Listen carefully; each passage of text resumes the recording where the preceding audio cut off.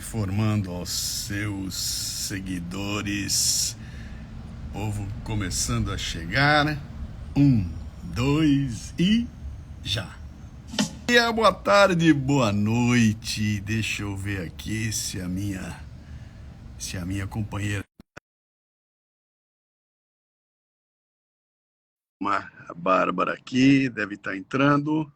Hoje, excepcionalmente, né, às 13 horas. Opa, ali está. Bom dia, boa tarde, boa noite, Luciano Pires. Bom dia, boa tarde, boa noite a todos vocês que estão aqui. Bom dia, boa tarde, boa noite. Temos uma live no horário especial aqui, né? Fora do nosso padrão de 20 horas e com uma informação que surgiu aqui de última hora. A gente não tinha se tocado nisso, né? O nosso convidado de hoje está banido do Brasil no Instagram. Então, ele não consegue entrar na live normalmente. O que ele fez? Ele criou uma conta alternativa para conseguir entrar na live. Ele vai entrar conosco aqui, mas é uma conta alternativa lá para poder estar conosco aqui nos próximos minutos, né? Uau, Então, que bom. então deve ter um número não muito alto de pessoas participando aqui, porque é uma conta nova. Eu olhei a conta dele, ela estava com mil e pouquinhos seguidores, né? Mas deixa eu ver se ele já está aqui. Tá animada, Bárbara? Como é que foi? Gostou da live de ontem? Maravilhosa. Eu não consegui assistir direito, assistir depois, porque meu Instagram resolveu me dar uma zoada ontem, né? Enfim, infelizmente, mas a Cristina é maravilhosa sempre, agregadora Olha o sempre. homem aí. Então, Chegou o Rodrigo Constantino, diretamente dos Estados Unidos, participando com a gente aqui no horário especial. O Rodrigo está com a agenda dele completamente tomada à noite. Eu arrisco até dizer que o Rodrigo nunca trabalhou tanto na vida dele. É por aí, Luciano. Boa tarde, bom dia. Sim, Depende de onde. Bárbara, boa tarde. É um prazer estar aqui com vocês. que bom, muito todo bom. nós, Rodrigo. A gente começa agradecendo, Rodrigo. Eu sei que é uma loucura, a tua vida está uma doideira. Você conseguiu arrumar um espacinho para nós às 13 horas aí, para falar de um tema que não é o tema que você costuma abordar, né? Porque o Rodrigo não está aqui por ser jornalista, comentarista. Ele está aqui porque ele é pai, né? E o nosso lance aqui é conversar com várias pessoas. Rodrigo, nós conversamos com o Mota. Ontem fizemos com a Cristina Gremel, foi muito legal com a Cris. Fizemos com a Ana Paula Henkel. Só gente boa. Tudo gente boa. E aí foi muito legal, porque a visão dessas pessoas como pais e mães tem ajudado bastante a gente aqui a esclarecer algumas coisas que nós podemos fazer aí para ajudar a melhorar essa coisa no Brasil, né?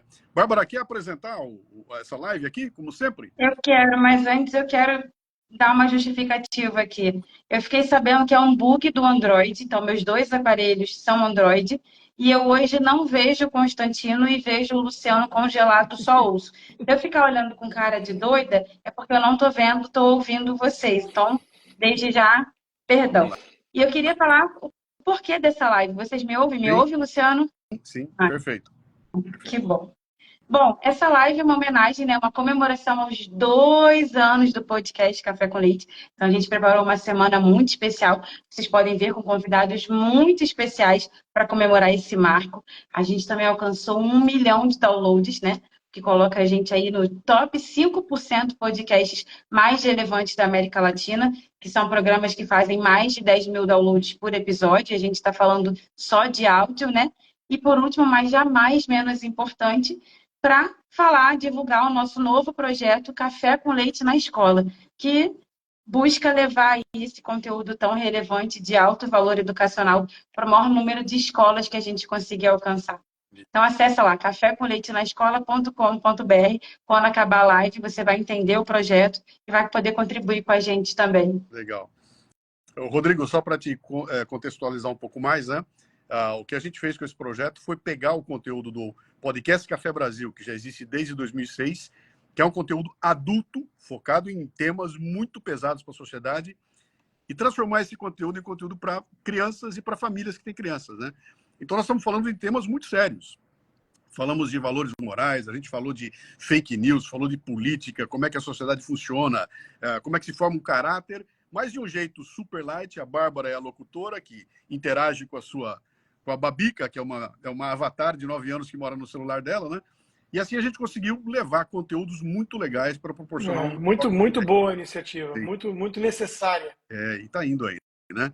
Então vamos começar nosso bate-papo aqui, ó. Eu tenho uma primeira pergunta para você, Rodrigo, que vai exigir uma certa reflexão sua, tá? Mas eu sei que você tira de letra.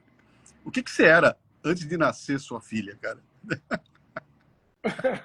Eu era digamos assim, um irresponsável. Não, eu nunca fui muito irresponsável, É. mas eu fui pai cedo, com 25 anos, né? Tenho uma filha com 22 anos, e isso, sem dúvida, mudou muito minha vida, mudou muito. Uhum.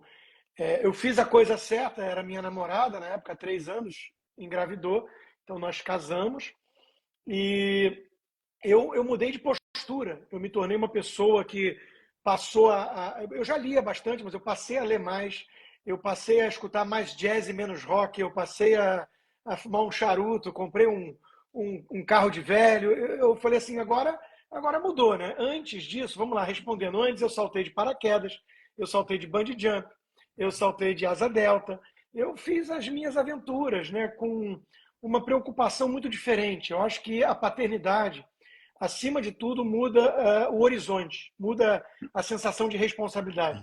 Você olha e fala assim, bom, se eu sou um jovem impetuoso em algumas coisas, ou irresponsável, como eu usei brincando, porque eu nunca fui muito irresponsável, mas alguém assim, destemido, né? Como se não houvesse amanhã, aquela coisa da intoxicação da juventude, né? A paixão que vive como se não tivesse tempo para nada e tudo tivesse que ser aqui e agora. Se acontece alguma coisa, paciência, você é a única vítima, digamos assim, em que pese, claro, o sofrimento dos pais e dos parentes, mas você é a única vítima direta Uhum. das suas atitudes, né? Quando você tem um bebezinho, você olha e fala assim, tem uma pessoa ali que é pequena e depende totalmente de mim para transmitir valores, para estar presente, para ser um bom pai, e eu sou muito paizão, né? A coisa que mais me caracteriza é isso. Assim, eu sou jornalista, eu sou economista. Não, eu sou paizão. Quem me conhece sabe, eu sou muito dedicado. E é porque você olha e fala assim, olha, eles precisam da gente. A gente tem a obrigação, né, o dever moral, além de, claro, um amor incondicional que só quem é pai e mãe entendem, que você tem que dedicar sua vida agora a um outro ser, sair um Uhum. pouco do seu umbigo. Eu digo isso porque tem filósofos que eu aprecio, eu já escrevi um livro sobre a Ayn Rand, e eu olhava e falava assim, tá, o objetivismo da Ayn Rand, aquilo tudo muito racionalista e tudo, mas faltava um ingrediente naquela equação que sempre me incomodou. Ela não era mãe, ela nunca deu à luz uma outra vida. Sim, E isso eu acho que muda o foco, muda o horizonte, sim. muda muita coisa. Para mim, mudou tudo. Que legal. Sabe que a Cristina ontem, conversando nesse momento aqui da conversa, né? Ela falou uma frase lá que aí gerou uma reflexão e eu acabei soltando uma imagem legal, que foi o seguinte: até o bebê dela nascer, o centro do mundo era no umbigo dela. Quando o bebê saiu, ele carregou o centro do mundo junto com ele. Isso é uma ótima Tudo metáfora. passou a girar em torno da criança ali, né? Que É legal, isso, né? é isso. E hoje, né, como eu tenho filhos com muita Sim. distância, né? São da mesma mãe. É uma história complicada, porque minha ex-mulher, ela é muito complicada, ela foi diagnosticada de bipolar e tudo, então eu tenho 2 filhos com 16 anos de diferença. Sim. E o moleque que tem 6, ele é criado apenas por mim. Eu estou há 2 anos que eu sou pai e mãe. Sim. Né? Então, minha filha também mora comigo, então moramos nós 3 na casa, eu, minha filha e meu filho. Minha filha ajuda, minha namorada, que já estou 1 ano e meio com ela, ela também ajuda, é mãezona pro moleque. Mas quando você olha e fala assim, pô, tem um moleque de 6 anos, cuja mãe é bastante complicada, para dizer o mínimo, aí é pior ainda, né? Porque depende 100% de mim. Sim. Isso gerou, assim, até paranoia. Outro dia eu passei por um episódio, enfim, coisas que acontecem na vida. Estava na casa de um amigo, comendo um churrasco, um pedaço de carne entalou. E eu quase fui a óbito. Ô, louco. Na frente do meu filho, no churrasco. Eu pedi ajuda, aí o anfitrião fez aquele procedimento, eu consegui cuspir a carne.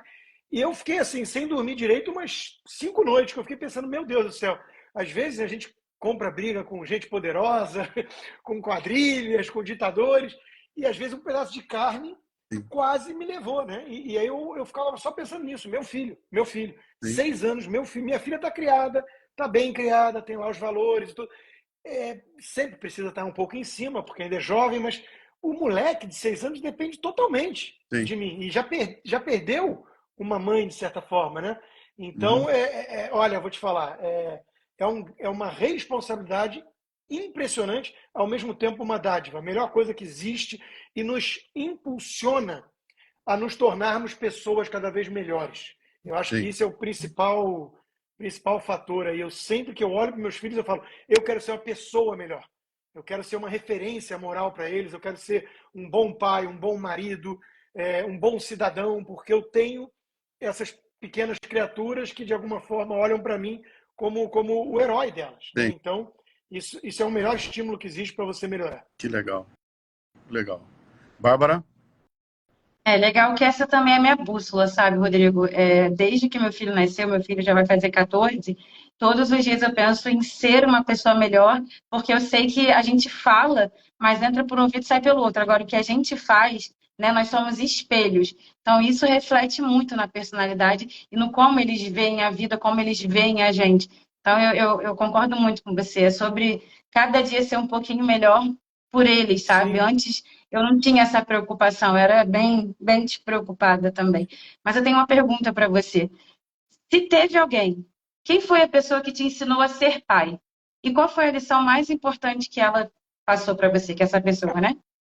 Meu próprio pai, sem dúvida nenhuma. Eu, graças a Deus, tive e tenho pais muito atenciosos, carinhosos e, ao mesmo tempo, hoje não mais, porque eu tenho 47 anos, mas foram duros quando tinham que ser, né? Porque é aquela coisa, muitos pais, ainda mais na geração atual, né? São os pais helicópteros, são muito preocupados em não ofender os filhos em nada e não deixá-los sofrer por um segundo. E a gente está criando, às vezes, gerações despreparadas, né, para a vida. A vida lá fora não é, né, essa molezinha. Então, meu pai tinha um amigo que dizia assim: eu prefiro que meu filho me odeie dos 0 aos 14 do que dos 14 para o resto da vida. Sim. Então, assim, o pai chato, né? O pai cri-cri, o pai que educava. Quem ama, educa. Um livro do Isamitiba. Então, meu pai, ele foi um pai muito duro. Ao mesmo tempo, ele sempre soube transmitir carinho, amorosidade. Minha mãe nem se fala, né? Então, sem dúvida, foram meus próprios pais. Eles me ensinaram, eu tento, muitas coisas eu tento reproduzir ou transmitir para os meus filhos aquilo que eu absorvi, né? Uhum. E considero que a educação foi bem sucedida, porque tanto eu quanto meu irmão e minha irmã, escadinha, 3 anos de diferença de mim para minha irmã, todos os 3 foram muito bem educados, são pessoas bem-sucedidas. Eu não estou dizendo apenas sucesso profissional ou financeiro, Sim. são pessoas com estrutura familiar, que educam os filhos dessa maneira também. Então, acho que meus pais foram muito bem-sucedidos nisso. E é curioso, porque meu pai teve uma mãe cri-cri, difícil, um pai nem tanto, mas a minha mãe passou por uma história mais difícil, porque a minha avó morreu de parto. Então, a minha mãe não conheceu a mãe dela. E o pai dela acabou depois ficando meio...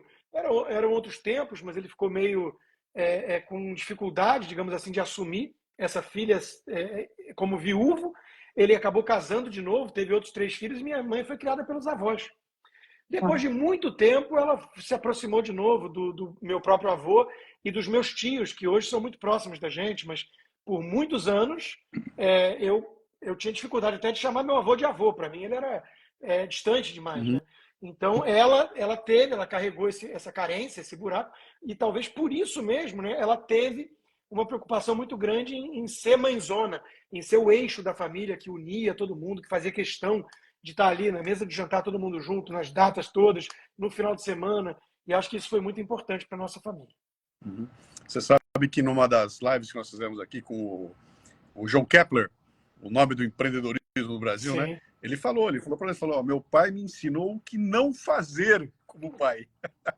Ele teve o exemplo oposto, né? Eu olhei o que era ruim e falei, não vou reproduzir isso para meus filhos, e botou ele no caminho, né? Mas, Quer dizer, essa Luciano, história isso que você está mencionando para mim é fundamental pelo seguinte: isso reforça a nossa ideia do livre-arbítrio. Sim. Né? De certa forma, é óbvio que o contexto em que você é criado pode fazer toda a diferença do mundo. É óbvio que famílias estruturadas, com pais presentes, isso tem muito mais chance, aumenta as probabilidades, né? Claro. Os odds, como a gente fala no poker, eu sou jogador de poker como hobby, Sim. aumenta os odds de sucesso.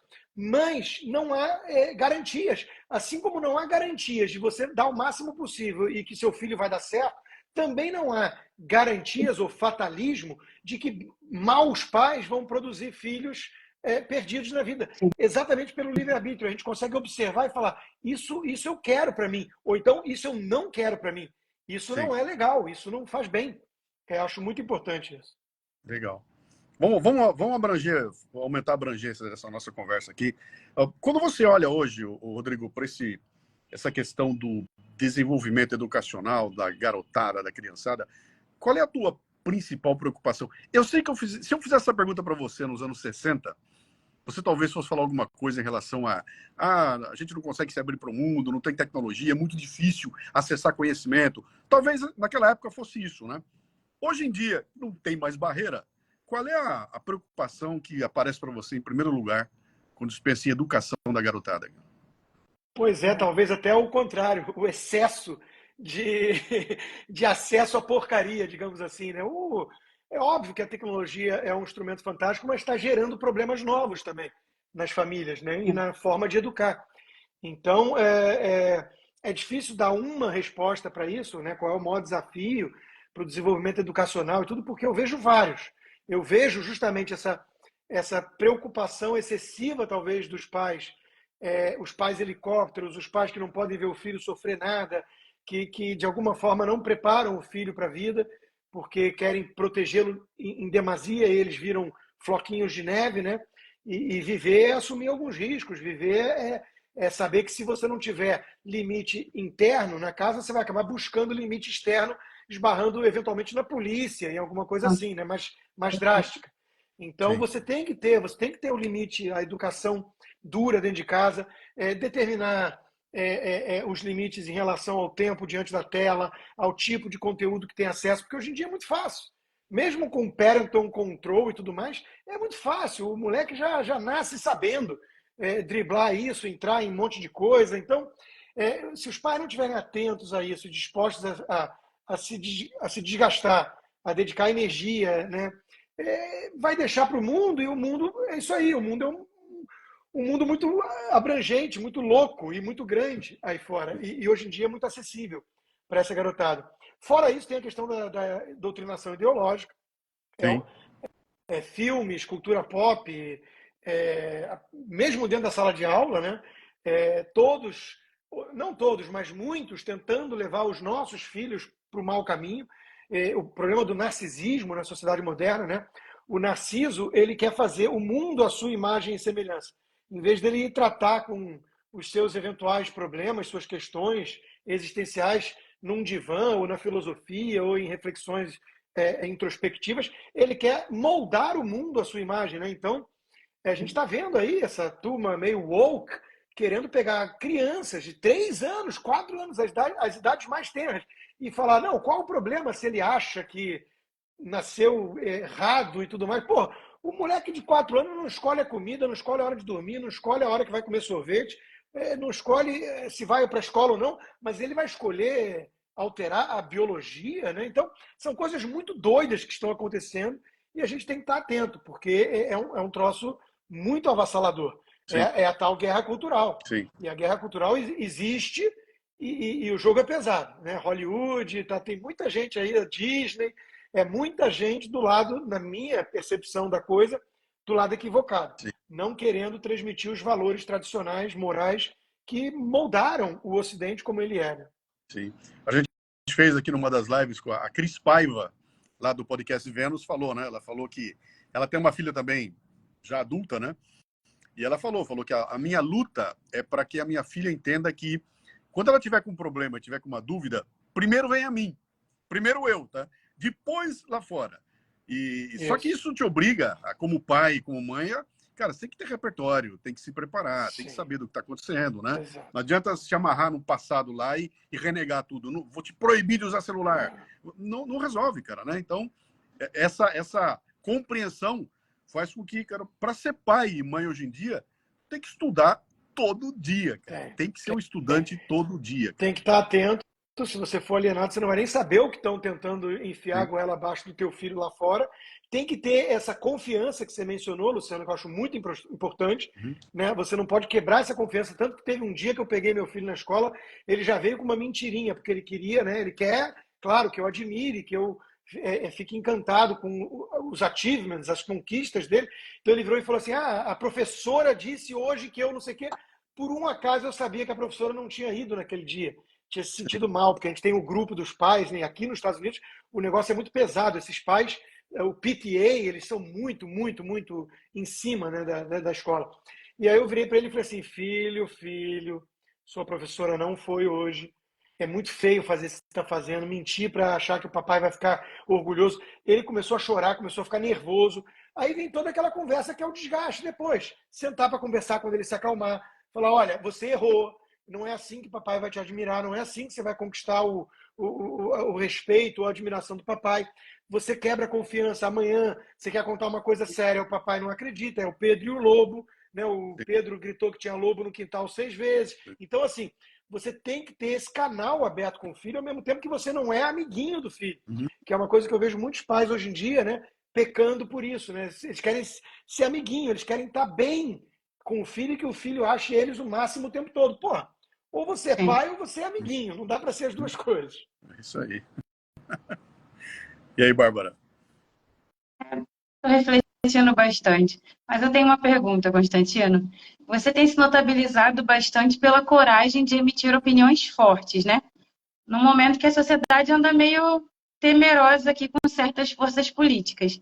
Mas você é destemido, né? A gente não sabe se de fato tem ou não tem liberdade de expressão. Eu acho que com a história do seu Instagram, a gente não tem liberdade de expressão aqui no Brasil hoje. E você vai lá e continua falando. De onde vem essa coragem? E você passou isso, você passa isso para os seus filhos ou eles têm uma personalidade diferente? Ótima questão, Bárbara, porque eu cheguei a escrever uma biografia, uma mini biografia. Algumas pessoas falaram assim, você é muito novo para isso, que arrogância. Eu falei, não é uma questão de arrogância, porque eu acho que eu mereço uma biografia. Foi um momento de reflexão e introspecção quando tentaram me destruir. Eu tive contas bancárias congeladas, passaporte cancelado, estou sob censura prévia no Brasil. Eu parei e falei, calma aí, cara, deixa eu parar aqui um pouquinho e pensar. E coloquei em papel, que é a minha forma de lidar com isso, é a minha terapia, e escrevi a minha mini biografia. No último capítulo, eu digo assim, justamente por conta do meu filho pequeno, da minha filha também, mas minha filha está mais criada já, por conta do meu filho, das responsabilidades que eu tenho como pai e mãe e tudo, eu preciso tomar cuidado com isso. Eu sei que a gente está mexendo com gente perigosa, poderosa. Então, a minha promessa ali era assim, não, eu preciso, né, digamos assim, slow down, eu preciso pensar nisso e tudo. E eu não estou fazendo, eu não consigo. Por quê? Justamente por causa do filho. Então, é meio paradoxal isso. Mas eu penso assim, pensando no filho, talvez eu devesse tirar o pé do acelerador, ficar mais quieto, andar debaixo do radar, para não mexer com gente poderosa.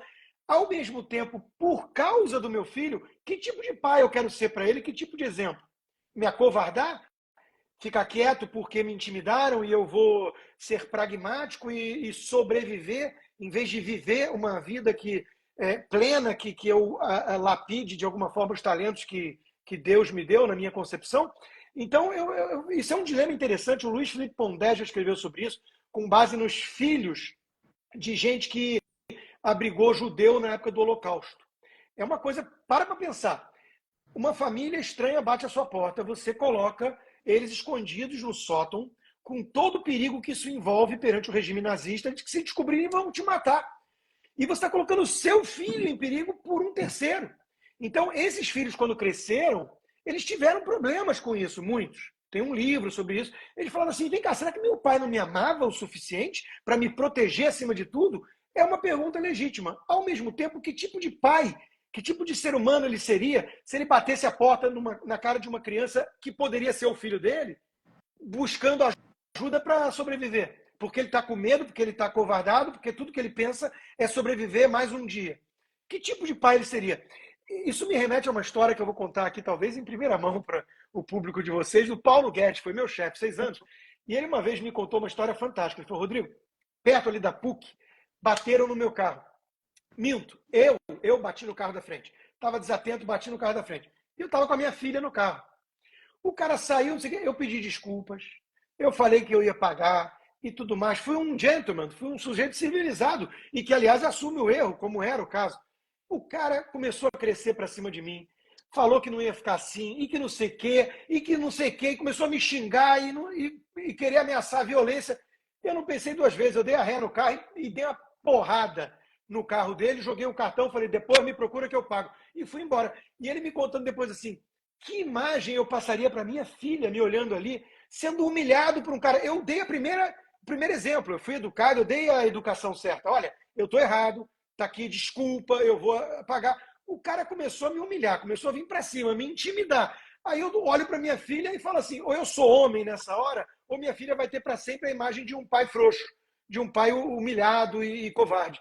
Então veja como é interessante isso.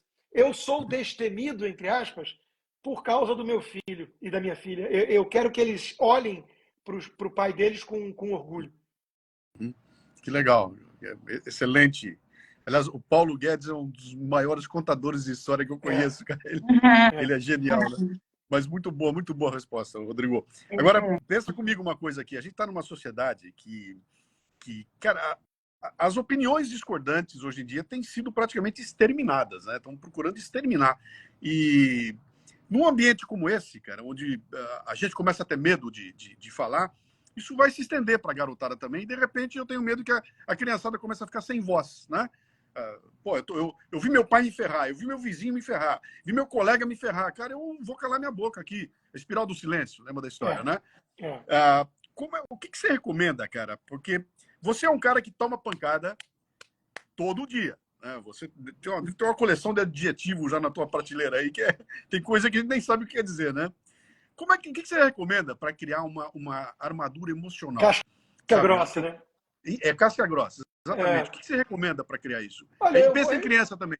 Pensa nas crianças também. Tá. Como é que eu começo desde cedo, né? Eu vou pensar na criança depois, porque eu vou responder para você com um aspecto prático. Eu fiz isso, né? Eu dei essa lição. A minha filha participava comigo, eventualmente, da minha live, da live Tudo Consta que eu faço. E ela participava justamente moderando comentários. E teve uma vez que ela virou para mim e falou assim, nossa, pai, você é muito querido por muita gente, tem muita gente que te elogia muito, mas tem muito hater. E tem uns caras que vêm na sua live só para te xingar e das coisas mais horrorosas. Como é que você aguenta?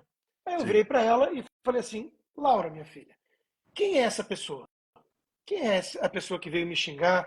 O que ela faz da vida? Como é que ela é como cidadão, como pai ou mãe? Ela falou, não sei. Eu falei, então, a internet, ela atrai qualquer um. Antigamente, se o cara te xinga e você está vendo ele ali, né? Você sabe quem ele é. Às vezes é o malucão da vizinhança, é o cara esquisito do bairro. Agora, você está aberto ao mundo. Vem gente de tudo que é lugar. Aí vem um bando de gente me xingar disso e daquilo. Você não sabe o quão loser esse sujeito é. Você não sabe se ele é um cara ressentido com a vida que tá uma porcaria, se ele é um picareta, se ele é corrupto, se ele é safado, se ele bate na mulher. Você não sabe nada. E aí você, de repente, vai se importar com isso. Vai virar e falar, meu Deus, eu vou perder energia, eu vou perder tempo, porque tem alguém que eu não faço a menor ideia de quem seja me xingando. Então ela começou a pensar assim, você tem um bom ponto. Eu falei, minha filha, nós não podemos ligar muito para o que todos pensam da gente. Claro, eu me importo com o próximo, porque o Aristóteles dizia que o homem é um animal político. Só pode abrir mão da sociedade um deus ou um bruto. E como nós não somos deuses, né, quem fala assim, eu não ligo a mínima para a sociedade, em hipótese alguma, é um bruto. Eu ligo para a opinião do Paulo Guedes, eu ligo para o que as pessoas que eu conheço e sei que são pessoas legais pensam de mim, porque são as pessoas que vão dar um toque às vezes. Você está mandando mal nisso. Pô, cara, isso aí não é legal. Então, isso é importante. Você está aberto com humildade a críticas. Mas isso não são críticas. Isso são chacais e hienas querendo confusão, querendo trollar, querendo extravasar as suas angústias e mediocridades em cima do outro. Então, assim, se você quiser agradar a tudo e todos, você vai ser o personagem do filme do Woody Allen, o Zelig. O Zelig estava lá. Com cada um, ele virava aquela tribo, aquele grupo. E ele não era ninguém. ele é um sujeito amorfo, né? Sem identidade, sem espinha dorsal. Então eu falei, minha filha, eu sei quem eu sou, você sabe quem eu sou. Você sabe que o papai é um cara sério, que o papai é um cara honesto, você sabe, não sabe? Então para que você vai ligar e dedicar mais do que 2 segundos? Oh, meu Deus, minha vida, porque tem gente te xingando. E foi assim que eu expliquei para ela. Agora, com as crianças, é mais difícil. Por quê? Porque as crianças, elas precisam de Da aceitação aprovação. muito, muito grande, né? Elas estão naquela fase justamente de a pressão do grupo é muito intensa para elas criarem a identidade e conseguirem ser aceitas. Então, você explicar para uma criança, meu filho, por exemplo, mais novinho, que, poxa, o fulano pensar que ele é isso, ou falar, porque, veja, criança xinga, criança às vezes é má, né? É o Senhor das Moscas. Assim, o Senhor das Moscas é um livro interessante que mostra que as crianças Sim. não são purinhas e angelicais. Mas, assim, a minha resposta para o meu filho, eu já tive esse tipo de conversa com ele, a minha resposta, a minha lição foi assim, meu filho, criança às vezes vai xingar mesmo, e muito provavelmente isso diz mais do menino que está te xingando do que de você. E isso serve para você também. Se você também estiver xingando os outros, isso está mostrando alguma insegurança sua. Então você tem que pensar nisso, você tem que criar instrumentos para saber quem você é, que você é um menino bom, você é um menino legal, você sabe disso. Não, não importa que os outros tentem te machucar, porque é exatamente isso numa discussão, numa briga que eles vão tentar fazer. Eles vão tentar ir na ferida. Então você tem que aprender a escutar e saber quem você é e que você não é aquilo que estão dizendo. Então foi mais ou menos isso. Desde cedo a gente tem que, É isso tem que aí. ir preparando. O Bárbara, toma nota aí para depois você me lembrar. Eu tenho que botar essa história aqui no episódio do Café com Leite, tá? Mas eu vou usar o exemplo dela aqui agora. O Rodrigo está falando, eu me lembrei. Uma vez eu fiz um episódio, um podcast a respeito dessa coisa das críticas e tudo mais, né? E eu usei ali uma história, eu não vou saber reproduzir muito bem, mas eu vou no conceito dela aqui, que é o mestre budista com o seu aprendiz ali. E o aprendiz faz essa pergunta, né? Falou, mestre, como é que você faz? Quando chega alguém aqui e chega com impropério, chega ali xingando, lhe ofendendo, o que você faz? Ele falou, como é? Gafanhoto. Gafanhoto, se alguém trouxer um presente para você, for te dar, e você não aceitar o presente, o que acontece com o presente? Ele falou, a pessoa leva de volta. Ele falou exatamente a mesma coisa. Se alguém chega para mim me ofendendo, eu não aceito a ofensa. E a pessoa que vai embora carregando a ofensa consigo, né? Isso aí vai virar episódio lá, né? É isso aí, boa. Vamos lá. Estamos caminhando já para a reta final, tá? Eu prometi para você que era uma live de 40 minutos, 40 e poucos. Não, tranquilo. Vamos lá. Bárbara, tem uma pergunta? Tenho sim, mas eu queria só fazer um comentário em cima da resposta do Constantino, que sempre respostas maravilhosas, né? Que colocam a gente para refletir. Eu me lembro quando eu tinha 14 para 15 anos, eu sempre fui uma pessoa muito opiniosa, né? Então eu era meio que amo e eu odeio. É difícil eu passar despercebido. Ou a pessoa me odiava, ou a pessoa gostava muito de mim. E eu lembro que eu tinha um hater assim na escola, e eu ficava tentando entender por quê, eu não sabia por quê daquilo. E eu começava a reparar naquela pessoa, e era sempre pessoas que tinham muitos problemas em casa, que eu descobria que eram famílias desestruturadas. Então eu acho que essa coisa da frustração gerar o hater é muito real. Eu vivia isso e eu percebia isso quando eu tinha o hater no cara a cara, né? Na internet eu sou pequena, eu não tenho, mas quando eu vivia isso, eu reparava que realmente eram pessoas, na grande maioria, muito infelizes. E aí eu sentia pena, não sentia raiva. Saía raiva e vinha pena. É isso aí, é isso aí. Eles estão extravasando, né? Algum ressentimento, ou rancor, alguma coisa assim. Eu estou vendo a série Macho Alfa, que é engraçada, inclusive espanhola, e teve uma cena ontem engraçada, porque uma senta do lado da outra e a outra vira e fala assim: por que você me odeia? Você sempre está me alfinetando, eu nunca fiz nada. Aí ela vira e fala assim: porque você é magra, bonita e famosa? Então, o próprio Thomas Sowell, uma vez perguntaram para ele o que os judeus podem fazer para deixar de ser tão perseguidos, né? É a minoria, é a única minoria tão perseguida que não tem, digamos assim, direito, né, de proteção, porque os judeus estão sempre no grupo de opressores, mesmo que sejam os maiores oprimidos. E o Thomas Sowell respondeu assim: fracassem, porque é uma minoria perseguida, mas é uma minoria que, na média, é bem sucedida. E, na minha opinião, por vários motivos culturais, né? Então, a inveja, gente, move o mundo. Eu chamo o socialismo igualitário da ideologia da inveja. Então, a gente tem que saber que vai lidar o tempo inteiro com gente invejosa, gente rancorosa, gente amargurada. E, pô, você vai se deixar levar, você vai pautar o seu dia por essas pessoas, você vai ser infeliz junto. Sim. É isso. Rodrigo, você tem 2 filhos, né? A sua filha já na idade adulta, que foi educada aqui no Brasil, né? Na cultura brasileira. E seu filho, que é uma criança, sendo educado aí na cultura americana. Quais as diferenças de educação você consegue perceber entre os dois? Culturalmente, gap de tempo, enfim, quais as diferenças? Ótima pergunta, Bárbara, ótima. Eu começo a pensar em um monte de coisa. Mas vamos dar um exemplo, tá? Obviamente, sem falsa, não é nem modéstia, porque isso não é uma questão de modéstia ou não, né? Sem falsa sinalização de virtude, digamos assim, eu sempre fiz parte da elite carioca, né? Da elite brasileira. Elite do ponto de vista socioeconômico, vai. Então, eu tive, como qualquer classe média no Brasil já tem, né? Mas eu tive empregada a vida inteira e tudo mais. Então, a minha filha veio para cá com 13 anos. Olha, até os 14 ela soltava às vezes assim, Marise! Eu falava assim, Laura, aqui não tem Marise não, vai lá e faz suas coisas, aqui não tem empregado. O Antônio, olha que coisa interessante que eu me toquei vendo, né? O que a criança faz? Você mesmo disse, a criança é uma esponja.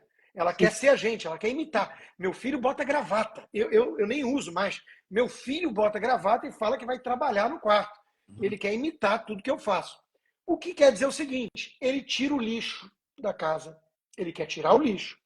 Ele quer varrer o chão, ele quer fazer a louça. Por quê? Porque ele veio fazendo.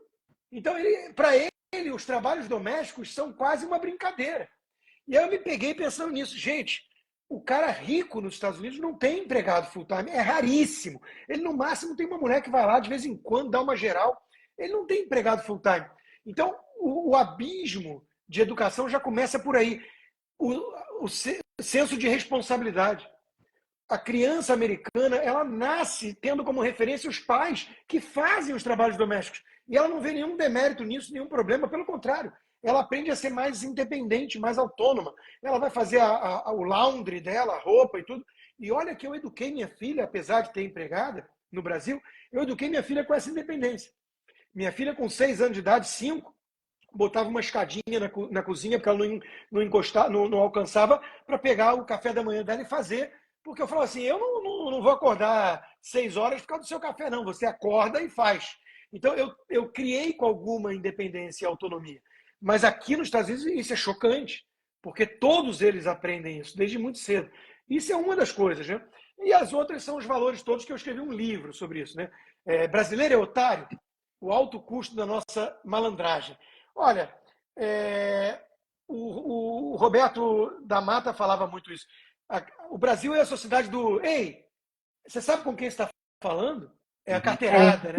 Aqui ei, quem você pensa que é? Império da lei, igualdade, não vai furar fila, não vem para cima de mim com arrogância.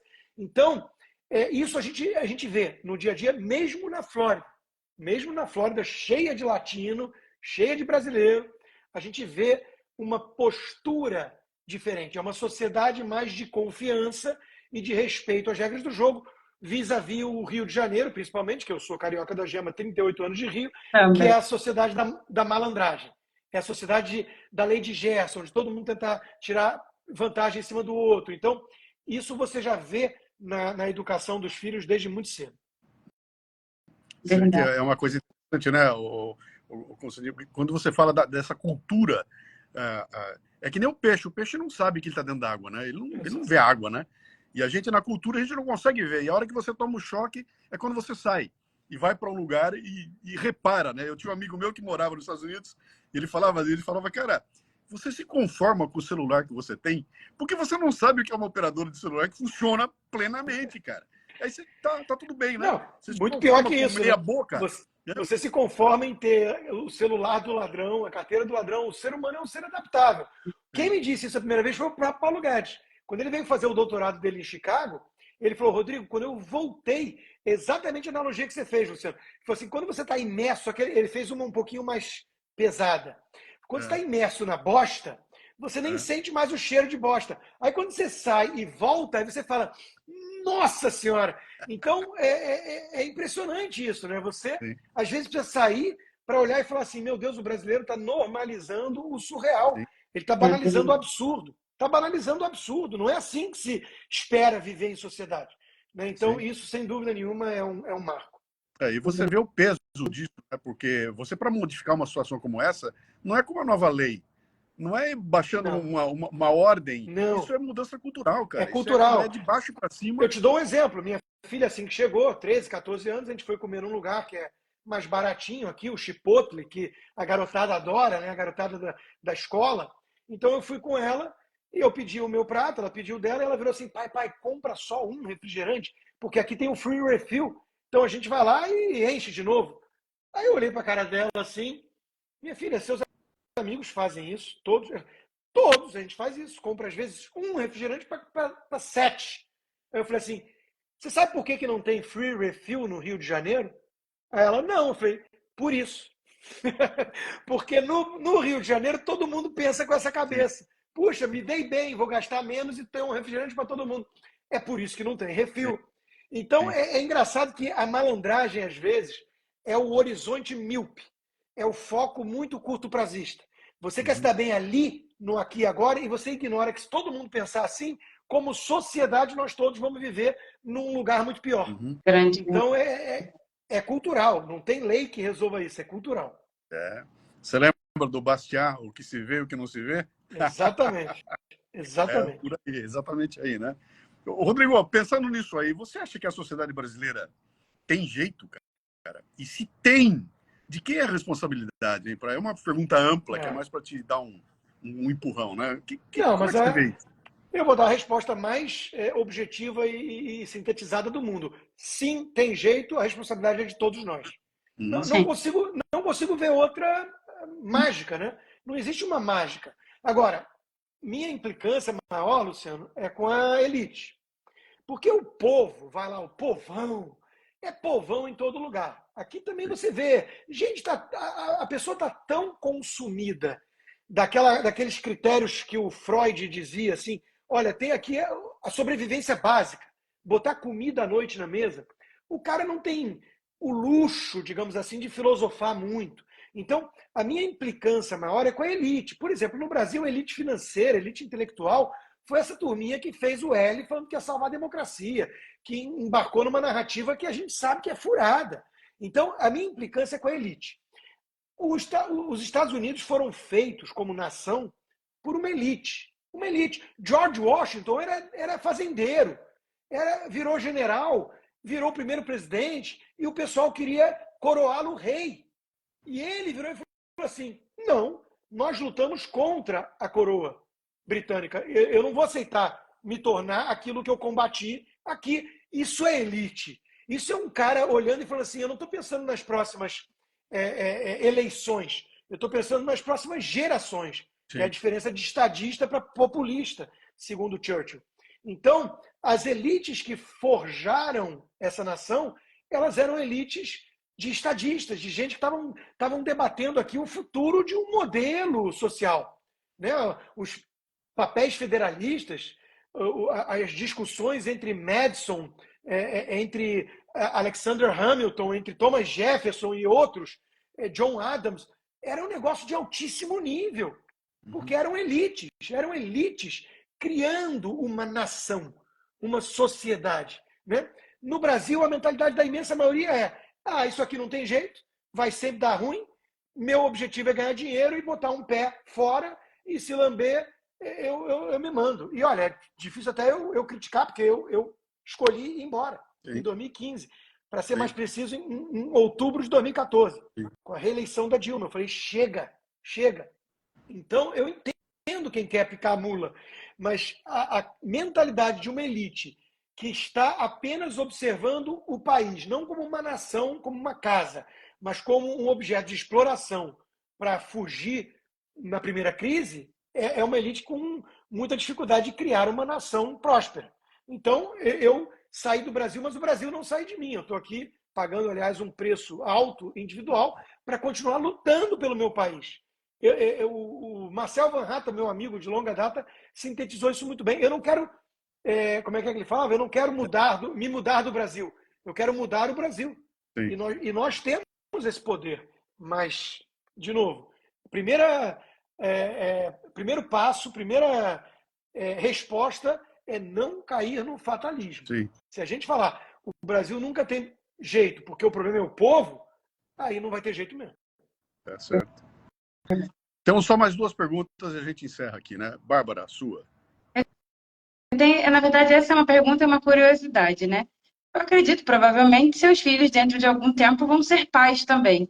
Que recomendações, Rodrigo? Que dicas você daria para eles para proteger os seus netos contra esses doutrinadores e as más influências digitais? Olha, eu não tenho a menor dúvida que eu vou ser um avô pentelho, no sentido de que eu vou ficar me intrometendo na criação dos meus netos. Mas cá entre nós, a beleza de você ser avô é que você já fez o seu trabalho. E o avô pode curtir o neto sem a responsabilidade de educá-lo. Isso cabe aos pais. Então, eu quero muito curtir os netos no futuro, né? Mas me conhecendo, é óbvio que eu vou estar lá perturbando. Filha, não faz isso. E ela vai jogar na cara, ou ele também. Pai, você fez isso com a gente e muito pior. E vai falar. Mas o avô está no papel de ser o good cop. Se tem o good cop e bad cop, se a diplomacia é feita de sticks and carrots, né, o tacape e a cenourinha da recompensa, não tem a menor dúvida que o avô está no papel de good cop. Porra, não vai botar o avô para ser o durão, né? Então eu vou querer curtir os netos, Bárbara. Eu vou querer curtir os netos. Ó, vou fazer assim, ó, lavo minhas mãos, eduquei vocês, me desgastei muito para isso. Agora a tocha está com vocês. Mas eu acho que essa tranquilidade só acontece quando a gente realmente educa os nossos filhos, né? Tem até uma frase mais ou menos assim, né? Quando você educa os filhos, você pode mimar os netos. Quando você não educa os filhos, você cria os netos, né? Eu acho que passa muito por isso. Você fala porque você tem uma consciência tranquila de que está educando de verdade, né? Exato. Sensacional. Então, Rodrigo, agora eu vou mudar um pouco aqui de assunto, mas é um assunto que para mim é muito caro.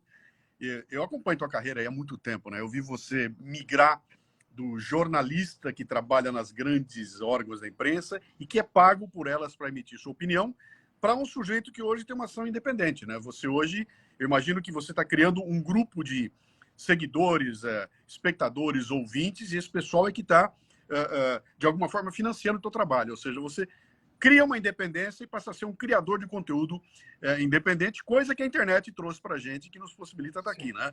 É a mesma pegada do Café com Leite, a gente é assim também. A gente coloca um foco muito grande em 2 pontas. Olha, vamos tentar trazer um patrocinador, mas se ele não vier, quem é que pode ajudar a gente? Cara, é quem nos escuta. Quem vê valor no trabalho da gente. E nos Estados Unidos tem uma cultura profunda sobre isso. O Brasil não tem, né? O Brasil acha que o que vem pela internet tem que ser de graça, né? Ele não admite pagar por alguma coisa assim, né? Mas como é que você está vendo agora essa coisa de tanta gente se tornar um produtor independente e ter uma liberdade de produção que não está atrelada ao interesse de uma grande organização, de um grande site e tudo mais, né? Acho ótimo, acho fantástico, né? Eu quero quanto mais iniciativas, até concorrentes, surgirem por aí, melhor. Eu quero, isso puxa todo mundo para cima. Eu não estou totalmente independente, porque eu sou da Oeste, eu sou parceiro há muitos anos da Gazeta do Povo, que é um jornal centenário. Eu estou agora no Braddock, que é uma iniciativa independente, mas tem uma turma do agro por trás e tudo. E tenho a minha live e os meus seguidores, que é a principal garantia de que algo como a Jovem Pan não volte a acontecer. A Jovem Pan estava lá me dando uma baita vitrine, legal e tudo, até o dia que o Tutinha sentiu um pouco mais de calor, de pressão, falou: Rodrigo, tchau, porque eu fui cancelado num episódio lá que eu meti 16 processos e tudo mais da apologia ao estupro, que não foi nada daquilo para quem ouviu minha live, obviamente. E eu olhei naquele momento e falei assim, caramba, é o perigo de você ficar na mão de uma empresa, e fora, claro, a censura. Eu não gosto de usar a palavra censura, porque censura para mim remete à coerção. Eu estou sob censura no Brasil hoje. Nenhum veículo de comunicação jamais me censurou. Eles podiam virar e falar, Rodrigo, eu não quero que fale desse assunto, e se eu não quiser, eu saio e peço demissão. Porque é assim que funciona numa empresa. A empresa tem dono e tem lá os seus critérios e seus valores. Então, eu não gosto de usar a mesma palavra para isso. Mas eu entendo que existam preocupações dentro de uma marca. Quando você coloca a marca no microfone, o cara tem lá suas preocupações. Por exemplo, eu fui colunista 6 anos do jornal o Globo, só que eu lancei um livro chamado Esquerda Caviar, eu passei a meter o malho nos artistas, e aí o Globo olhou e falou assim, meu amigo, a principal fonte de renda nossa são as novelas, e você fica aqui usando o nosso espaço para detonar os artistas. Eles nem explicaram que foi isso, mas não precisava. Eles ligaram um belo dia para mim, Rodrigo, foi tudo muito bom até aqui a parceria, tchau. Né? E eu entendi. Então, isso é o valor da independência, Luciano. O que a gente tem é poder falar o que a gente realmente pensa. E daí a importância de quem valoriza esse material, esse conteúdo, coçar o bolso. Porque, de novo, as pessoas não têm essa cultura. Ah, eu quero ouvir o podcast Café com Leite. Tá bom, mas você assina, você tem o Daily Wire do Ben Shapiro aqui nos Estados Unidos. O negócio anunciou investimento de 100 milhões de dólares em 3 anos no concorrente da Disney para público infantil. 100 milhões de dólares. A gente não tem noção da ordem de grandeza. Sim.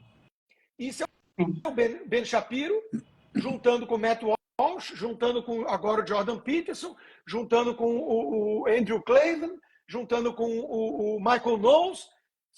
Mais ou menos eu chamar o Paulo Figueiredo, chamar você, chamar o Mota e a gente criar o Daily Wire. Os caras investem milhões e milhões de dólares em produção de conteúdo, porque eles têm uma base de assinantes gigantesca. Aqui a turma entende que tem que coçar o bolso para manter, para bancar quem eles valorizam. No Brasil, quero crer, e é algo alvissareiro, que isso está mudando. Eu vejo cada vez mais gente falando assim, tem que assinar a Oeste, tem que assinar a Gazeta do Povo, tem que ser o patrono do Constantino, tem que não sei o quê. Porque os caras estão vendo assim, cara, agora, porque estamos em crise, né? Então as pessoas estão vendo, meu Deus, se a gente não criar uma resistência, vamos ser atropelados e virar Venezuela. É a comoção gerada a partir de uma crise existencial. Eu adoraria que isso servisse de aprendizado para uma mudança cultural mais sustentável. Excelente, cara. Olha, eu estou nessa coisa de podcast desde 2006. Esse ano eu completo 18 anos como podcaster raiz. Podcast áudio, né? E a batalha tem 18 anos, cara, para tentar atrair agora que a turma está começando a vir com essa consciência. Cara, pô, eu pago 500 pau por mês, assinatura da NET, TV a cabo. Tem 325 canais, não tem nada que preste ali. Consigo ver 2 ou 3 e desembolso normalmente, né? Por que para esse outro grupo também não pode acontecer assim? Então, tem sido uma batalha aí há bastante tempo. E eu estou usando muito aquilo que você usa também aí, viu? Ó, custa menos que o lanche do McDonald's. Boa. No mês. No meu caso, eu falo, é menos que uma cerveja quente na balada. Menos que uma cerveja quente na balada, né? Boa. Legal, excelente. Bárbara? Eu acho que a gente pode caminhar para o final, já estamos aprendendo bastante aqui o Constantino, né?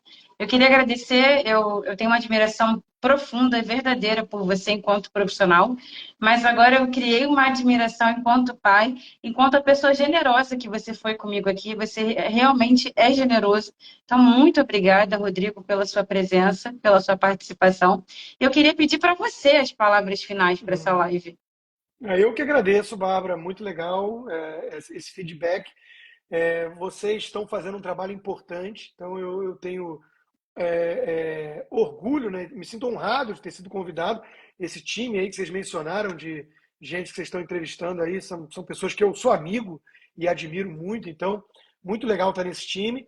Espero que só cresça o projeto, esse principalmente aí das crianças. Fantástica a iniciativa, fantástica. Precisamos disso, né? Precisamos. E quero parabenizar o esforço de vocês em tentar lutar por um país melhor e pelo um futuro melhor para os nossos filhos e netos, né? Então, agradeço e até a próxima. Obrigado. Obrigada. Vamos junto aí. Vamos. Não pare de dar briga, não pare de lutar. Somos de vozes aí inconformadas. Grande abraço, cara. Muito obrigado. Viu? Valeu. Ótimo. Então, dona Bárbara, vamos partir para o nosso encerramento aqui? Vamos. acho que... E você, mas você ficou sem ver a mim e nem viu o Rodrigo, é isso? Não, Você só ouvia? eu vejo você, só que você ficou a maior parte congelado para mim na live. Agora eu tô te vendo. Sim. Mas eu não vi o Constantino. Eu fiz uma live com o Não Constantino sem viu vê-lo. você. Mas, enfim, eu pesquisei bastante e eu descobri que realmente é um bug que está dando entre o Android e o Instagram. Atualizei o Instagram, achei que hoje não ia acontecer. Uhum. Mas, enfim, acho que está na Tá hora bom. de eu ir para o É. iPhone. Olha aí, ó. Mas Olha, o pessoal que está tem que assistindo ser, aí. quem sabe faz ao vivo, né? Com emoção ou sem emoção. Comigo é sempre com muita emoção. É Isso aí. impressionante. Então vamos que vamos. O pessoal que está perguntando, essa live vai ficar gravada aqui no arroba Luciano Pires, né?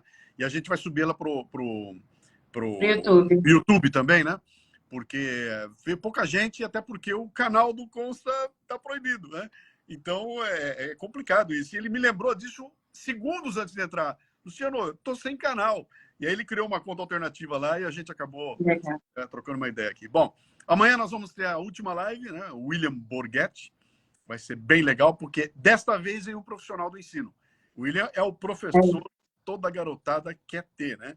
Então a gente vai ter aqui dentro, batendo papo conosco, alguém que está envolvido até o pescoço na questão do ensino. E amanhã vai ser às 20 horas, aqui no arroba Luciano Pires. Então, convido todos vocês a estarem presentes. Muito obrigado pela presença. Né? Estamos indo. Obrigada. Vou soltar aqui o nosso. Deixa eu ver aqui. Só para a gente encerrar do jeito que abriu, né? Vamos lá. Oi, fazendo.